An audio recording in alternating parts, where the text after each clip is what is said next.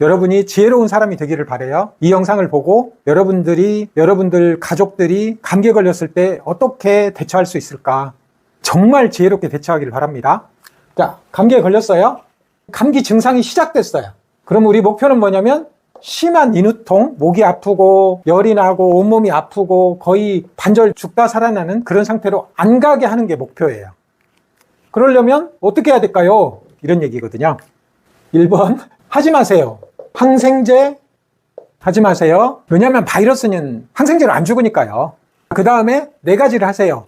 비타민C를 3g 하루 3번 드세요. 비타민C 반감기가 1시간도 안 돼요. 그래서 많이 먹어야 돼요. 활성산소가 나오기 시작하면서 일반적으로 먹는 하루에 1g짜리 3번 먹는 거 이건 부족해요. 자, 그 다음에 물 1.5리터 충분히 드세요.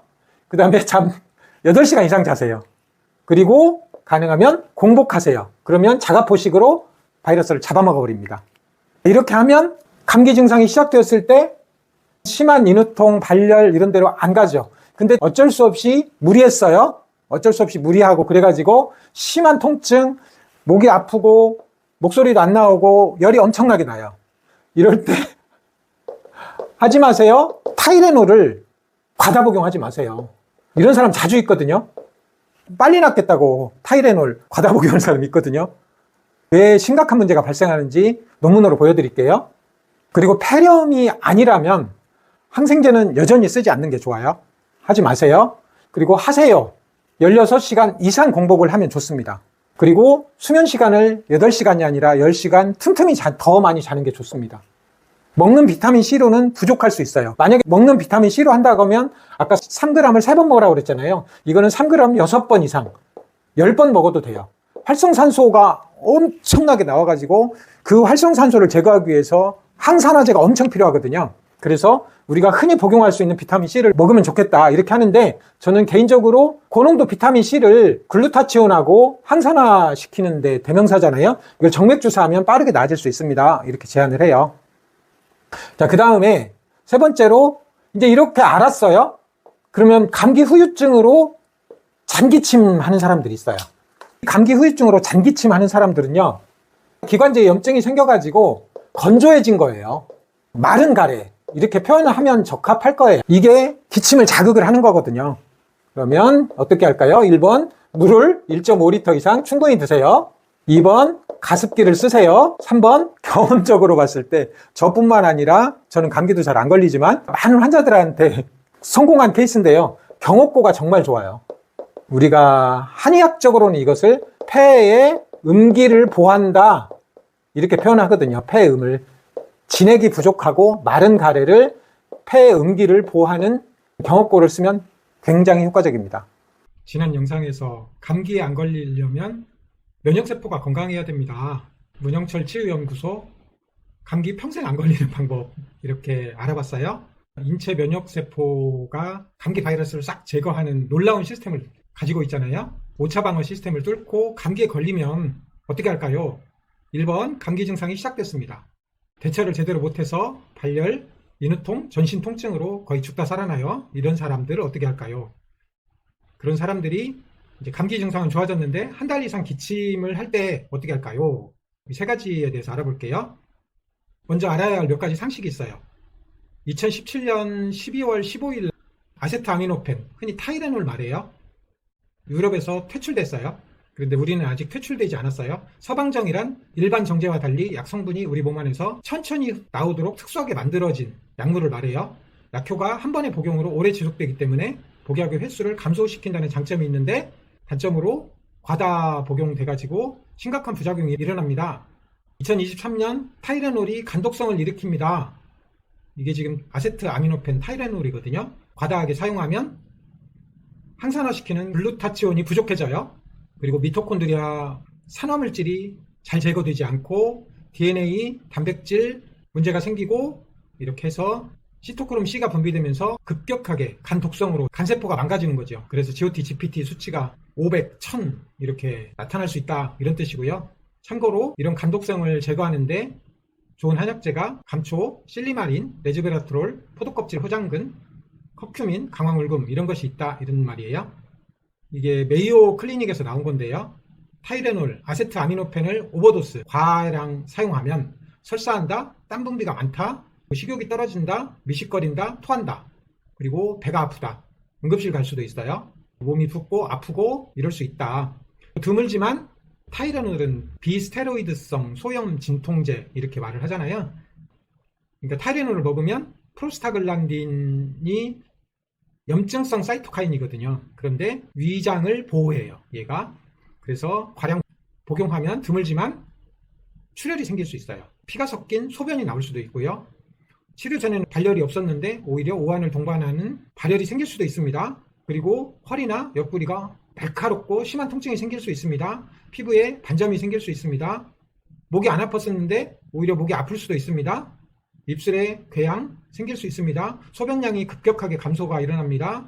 비정상적인 출혈이 생깁니다. 이게 지혈 기능을 억제하니까 이런 일이 벌어져요. 비정상적인 피로감, 쇠약, 노란 눈, 노란 피부 이런 것이 발생하는데 흔히 사람들은 감기 증상 때문이라고 생각할 수도 있다 이런 뜻이에요, 이게. 그래서 타이레놀은 과량 복용하면 절대 안 됩니다. 2020년에 나온 논문이에요. 타이레놀을 먹고 오히려 통증이 심해졌다. 타이레놀 흔히 진통제로 사용하는데 이게 지금 N아실페놀라민 404 얘네들이 오히려 통증을 유발할 수도 있습니다. 이런 논문도 있네요. 통증이 있어서 진통제를 먹었는데 오히려 허리 쪽이나 이런데 날카로운 통증이 생길 수도 있습니다. 이런 뜻이에요. 2022년에 나온 논문인데요. 아세트아미노펜 타이레놀을 먹고 수축기 혈압이 상승할 수 있으니 혈압약 먹는 사람들은 조심하세요. 이런 논문도 나와 있고 그래요. 그러면 제목을 이렇게 달아봐요. 타이레놀 대신 이부프로펜은 어떨까요? 왜냐하면 타이레놀은 중추신경계에서 프로스타글란딘 합성을 억제해서 해열 진통 효과를 나타내는데 이부프로펜은 말초 조직에서 이렇게 칵스라고 그러거든요. 염증 물질을 억제하는 프로스타글란딘 합성을 감소시킵니다. 그래서 상대적으로 부작용이 덜해요. 하지만 약학정보원에서 나온 이부프로펜 부작용인데요. 최단 기간 동안 최소 용량으로 사용해야 합니다. 심혈관계 혈전 반응, 심근경색증, 뇌졸중 위험을 증가시키고 어떨 때는 치명적일 수도 있습니다. 조절되지 않는 고혈압, 우려열, 이런 부작용들. 그 다음에 이부프로펜을 포함한 비스테로이드성 소염 진통제잖아요. 위장관 출혈을 일으킬 수 있습니다. 근데 너무 무심코 먹죠. 그럼 대안이 있나요? 알아볼게요. 그래서 감기 증상이 보이면 무증상 혹은 약간의 증상을 보이는 사람들, 지금 약간의 증상을 보였어요. 이럴 때 어떻게 하라고요? 비타민C를 충분히 드세요. 3g 하루 3번 이상. 그리고 물을 많이 드세요. 가능하면 잠을 많이 자세요. 8시간 이상. 그리고 우리 세포 스스로 바이러스를 잡아먹게 자가포식하도록 16시간 공복을 하면 좋습니다. 무리를 했어요. 이제 쉬지 못하는 사람도 있을 수 있으니까 그러면 이제 감기로 열이 나고 목이 붓고 아프고 온몸이 두드러 맞은 것처럼 아프고 거의 죽다 살아나는 사람, 이런 사람들은 고농도 비타민C를 글루타치온 정맥주사 하면 어떨까요? 그 다음에 천연 현약제 알아볼게요. 금식을 좀 더 길게 하면 좋아요. 음식치료제 베타이드로 비트레이트가 만들어지니까. 2020년에 나온 논문이에요. 정맥주사로 비타민C를 줄 때 바이러스가 잘 제거됩니다. 이런 뜻이에요. 2021년 네이처에 나온 논문인데 천연 한약제 마왕탕을 썼는데 오메가3 맥의 균형을 잡아서 대식세포 킬러세포를 훈련시킨다고 그랬잖아요. 적응 면역. 이렇게 해서 바이러스를 잘 제거하는 데 도움을 줍니다. 이런 논문도 나와 있고 그래요. 우리가 감기에 걸리면 미음을 먹죠. 미음은 탄수화물이에요. 그러면 혈당이 높아지잖아요. 그러면 인슐린이 나오고 염증성 사이토카인이 많이 나와요. 오히려 염증이 악화돼요. 그럴 때 좋은 것은 오메가3 지방, 좋은 지방, 오리고기, 닭고기, 삼겹살도 좋습니다. 불포화 지방이 60%가 넘으니까요. DHA, EPA 많고요. 신선하고요. 그런 걸 위주로 음식을 먹으면 음식 치료제 베타이드로 뷰티레이트가 만들어지고 활성산소를 차단하고 바이러스 염증을 제거할 수 있습니다. 라고 논문이 나와 있네요. 그리고 세 번째, 감기 앓은 후에 한 달 이상 기침할 때 이제 이 기관지가 건조해져요. 마른 가래가 생기는 거죠.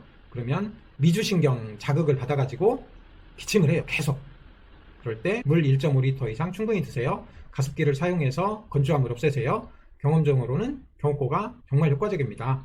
감기 걸렸을 때 미음이 회복에 도움이 될까요? 명백하게 아닙니다. 오히려 굶는 것이 자가포식을 유발할 수 있고 사스 바이러스, 코로나 바이러스 이런 것을 샤페론맥의 자가포식으로 제거할 수 있습니다. 이런 논문입니다. 다시 한번 강조하는데 바이러스는 항생제로 죽지 않아요. 이 조류 독감이 있을 때 바이러스 감염 때문에 항생제를 쓰지 않고 슬프지만 땅에 묻잖아요. 바이러스를 제거하기 위해서. 그리고 무분별한 항생제 사용은 우리의 귀한 장내 유익균을 죽여서 면역 기능을 뚝 떨어뜨립니다. 그래서 항생제를 정말 우리 귀한 아이들 항생제 많이 쓰시면 안 돼요. 여러분들이 지혜로워지지 않으면 안 되는 이유가 여기 있는 거예요. 마지막으로 감기 자가치료할 때 주의사항 알아볼게요. 예를 들어서 폐렴, 폐결핵, 폐암 상태에서 감기 바이러스가 있으면 어떻게 할까요? 이럴 수 있거든요. 그러면 감기가 잘 안 낫고 기침도 심하고 고열이 나고 이러겠죠. 그럴 때는 꼭 병원을 가셔야죠. 그래서 병원을 가면 항생제를 쓰고 안 가면 이런 위험이 있고 여러분들 가족들 건강을 지키기 위해서 좋은 선택을 하기 위해서 여러분들 스스로 지혜로워지는 수밖에 없습니다. 이 영상이 도움이 되셨다면 당연히 구독, 좋아요 감사합니다.